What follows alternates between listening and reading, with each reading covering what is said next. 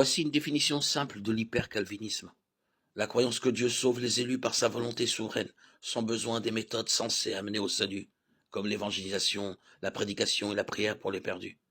L'hypercalvinisme est anti-biblique, en ce qu'il met un accent exagéré sur la souveraineté de Dieu, aux dépens de la responsabilité de l'homme dans l'œuvre du salut. Une conséquence évidente de l'hypercalvinisme est qu'il détruit toute volonté d'évangéliser les perdus. La plupart des églises et dénominations qui adhèrent à une théologie hyper-calviniste se caractérisent par le fatalisme, l'indifférence et un manque d'assurance dans la foi. Leur enseignement parle peu de l'amour de Dieu pour les perdus et pour son peuple, mais insiste de manière antibiblique sur sa souveraineté, son élection de ceux qui seront sauvés et sa colère contre les perdus.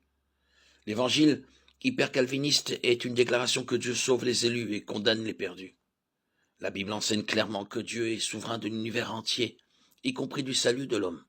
Mais elle enseigne aussi que sa motivation pour sauver les perdus est l'amour. Éphésiens 1,4, Jean 3,16, 1 Jean 4, 9, 10,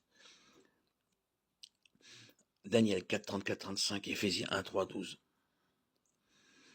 La Bible enseigne que Jésus est venu pour sauver, pour annoncer sa parole. Romains 10, 14, 15.